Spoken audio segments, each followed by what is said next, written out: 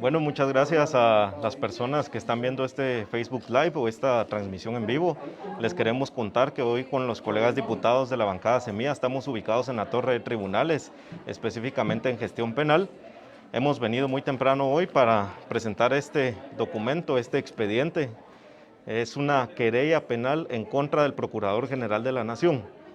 Todo esto deviene, ustedes ciudadanos y ciudadanas han visto que desde hace mucho tiempo nosotros venimos fiscalizando el contrato opaco, corrupto, oscuro, con absoluta discrecionalidad que se firmó entre Ferrovías y la empresa mexicana Remed S.A. Un contrato de más de 700 millones de dólares por un plazo de 26 años que se avaló y se firmó perjudicando el patrimonio de la nación. Para ponerlos en contexto, porque estamos seguros que algunos han dado seguimiento, pero otros quizás no manejan tanto este caso, quisiera contarles que esto deviene desde hace muchos años, porque sí es cierto, en Guatemala el tren no funciona desde hace décadas y el presidente Yamatei desde el 2019, cuando resultó como presidente electo, prometió un tren al que le llamarían el tren bicentenario. Recordemos que existe un contrato, que es el contrato 402, que fue firmado en su momento entre FEGUA, que es la empresa estatal encargada de la operación ferroviaria en el país, y Ferrovías, que es una sociedad anónima de la cual el Estado de Guatemala es el accionista mayoritario. El Estado de Guatemala posee más del 80% de acciones de esa sociedad anónima, quien tiene en este momento a cargo la rehabilitación y la operación ferroviaria por el usufructo oneroso que se firmó con FEGUA. Entonces es el Procurador General de la Nación quien ha asistido a las asambleas convocadas por Ferrovías como representante del Estado de Guatemala para emitir sus comentarios, sus observaciones y para fijar una postura respecto a este tipo de negocios, ya sea votando a favor o votando en contra. Lamentablemente en la asamblea del 13 de octubre el Procurador General de la Nación en primera instancia avaló el 13 de octubre del año pasado, es decir, del 2021, avaló que se retomaran negociaciones con esta empresa mexicana y el 12 de enero de este año, del 2022, en la zona 9, en una asamblea nuevamente, el Procurador General de la Nación avaló este negocio, aprobó que se suscribiera la minuta del contrato entre Ferrovías y Remed. Es importante mencionarles algo para que ustedes comprendan la magnitud de este caso. Y es que de esta empresa mexicana no se sabe absolutamente nada, no se tiene ningún antecedente de que hayan desarrollado algún proyecto en el pasado de trenes o de ferrocarriles, no se sabe la capacidad técnica, capacidad operativa o financiera, se desconocen absolutamente todos estos aspectos por los cuales el Procurador General de la Nación votó a favor y que él omitió como procurador verificar que se superaran todos estos comentarios que él mismo recomendó en un oficio, que son extremos que se tenían que verificar antes de que se suscribiera el contrato. Después, sorpresivamente, cambió de postura y simplemente votó a favor, como diciendo a todo sí, lo que propuso Ferrovías en esa asamblea del 12 de enero.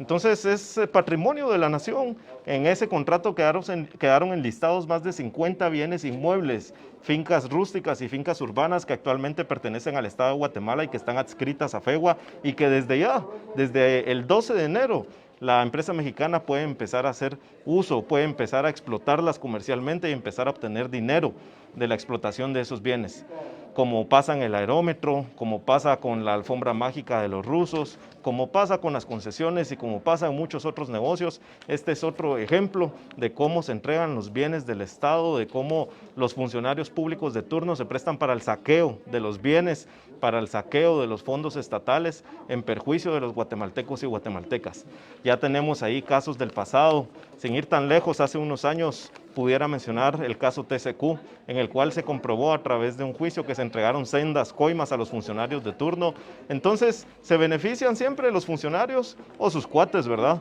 Pero el pueblo de Guatemala sigue esperando recibir un beneficio directo de contratos que se puedan ejecutar, ya sea con trenes o de cualquier otra materia. Ahora el que fue presentada la querella, pues el Congreso de la República debe de conocer el antejuicio. Recordemos que el Procurador General de la Nación tiene derecho de antejuicio, se debe de conformar una comisión pesquisidora y se debe recomendar al Pleno del Congreso si se debe retirar o no el antejuicio al Procurador General de la Nación. Nosotros, cumpliendo con nuestro mandato de fiscalización y de denunciar los hechos y actos que podamos tener claridad que se han cometido en perjuicio del pueblo de Guatemala, pues por supuesto que lo vamos a hacer, y muestra de eso es que hoy estamos aquí en Torre de Tribunales para avanzar con este trabajo de fiscalización, y presentamos esta querella en contra del Procurador General de la Nación por 3 delitos: por incumplimiento de deberes, por perjurio, porque encima de todo el Procurador General de la Nación tuvo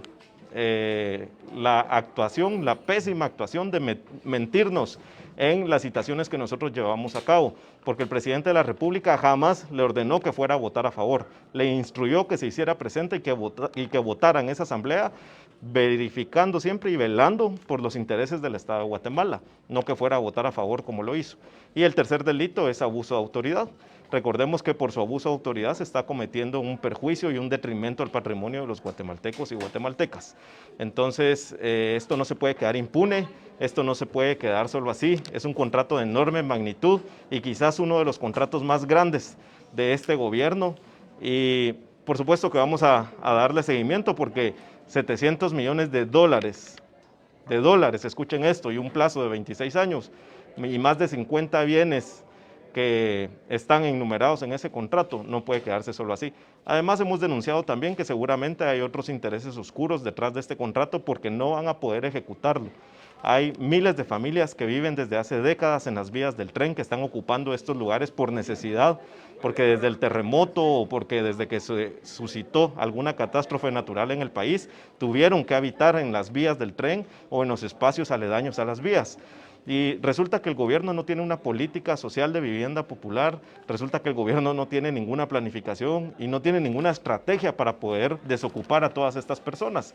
Entonces, este contrato también va a generar una enorme conflictividad social, entre otros aspectos. Así que les vamos a seguir informando de las notificaciones que vayamos recibiendo y de cómo avanza este proceso que hoy estamos presentando en virtud del trabajo de fiscalización que con la bancada Semilla hemos venido realizando desde el año pasado, con diversas citaciones, requerimientos de información y análisis con todo el equipo legal que nos ayuda en la bancada y que colabora con nosotros para poderlo presentar.